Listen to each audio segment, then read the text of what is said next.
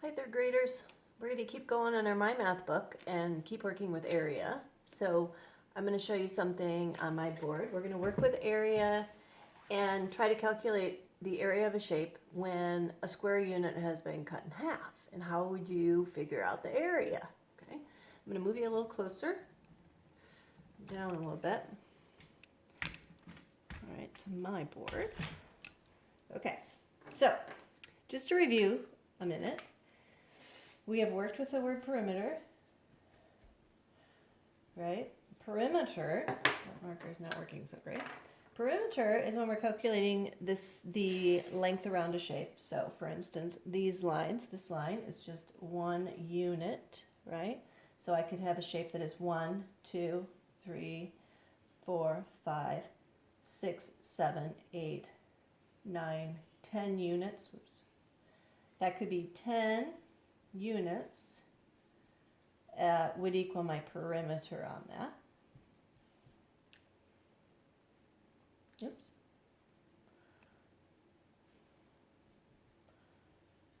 Okay. Because I'm just counting these lines that I went by. 1, 2, 3, 4, 5, 6, 7, 8, 9, 10 is my perimeter, right? The area of this though is 6 square units. That's my area. That's what we did last time. Because we were calculating the space in the center of the shape, and we were calculating it by square units. This being a square that is comprised of being 1 unit wide and 1 unit long. So it is a square unit. That's why it's calculated in square units, right? So today though, we're going to work with shapes where there might be one of these square units cut in half. And so you might have a shape like this. I'm just going to draw one here. Okay. You may have some diagonal lines in the shape. When a square is cut diagonally, you end up with 2 halves that are exactly the same size, right? This is 1 square unit. This is a half of a square unit, a half of the square unit, okay? So together, they make 1 square unit. So what you see here are 6 whole square units, right? These 6 boxes, these 6 squares make 6 whole square units. But these 2 together make just 1. So all together, we have 7 square units for our area of that shape. Because we have 6 whole squares, and then when you put this one with this one, you end up with 1 more whole square. You can kind of visualize, take this triangle, move it over here, and you would have 1 more square, okay? So let's make a more complicated shape. Like let's say we do something like this.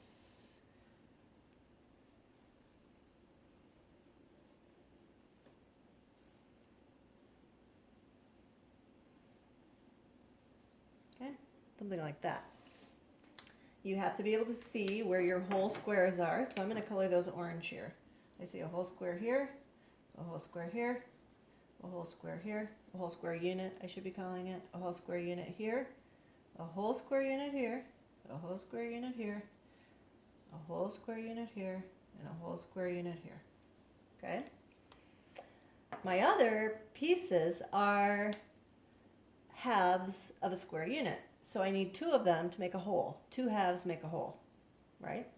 So, because remember, if you have your square unit like this, cut it in half, 2 of these halves is going to make a whole square unit. So I see one here and here, here and here, here and here and here and here. So I have 4 sets of 2. Each time I have 2, I have 1 more square unit. My orange ones that I colored are 1, 2, 3, 4, 5, 6, 7, 8. I saw 8 of those. Plus, I have this 1, 2, 3, 4 more if I put my halves together. So I end up with 12 square units. You see that?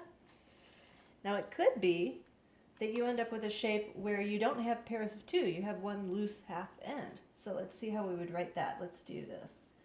Let's say we have a shape like this. Okay?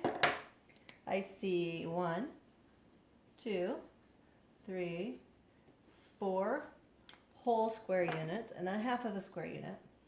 So I would call this area, if I calculate this area, I end up with 4 and a half of a square unit. All right, I have 4 whole ones and then a half of one. Okay? So now when we are calculating the area this way, where we're using these diagonal lines, we are not going to calculate the perimeter as well, because this diagonal line is actually slightly longer than this. It is not a unit. This line here is not a unit. This is, and this is, and this is, and this is. But this one is not a unit. It's slightly longer.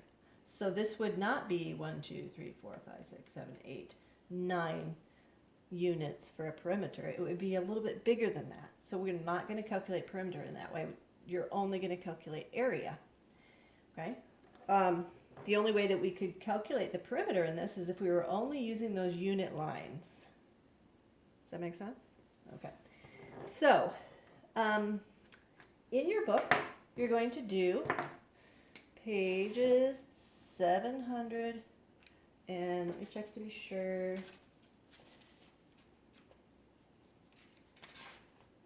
772 to 776. Now that might seem like a lot. It's not. It is a, there's very few questions on each page. Okay?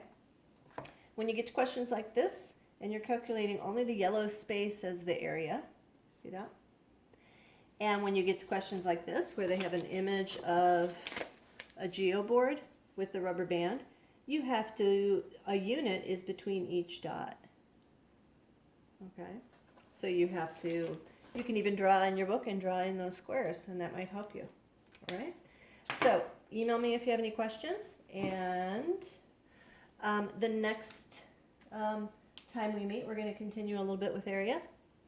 It's getting complicated. Oh, and by the way, when you do a page in your book, you can take a picture of that on Seesaw and send it to me or Mrs. Laughlin, and I'll check it out for you. Or you can wait until we get to a little like checking my progress page, and I'll ask you to send it to me.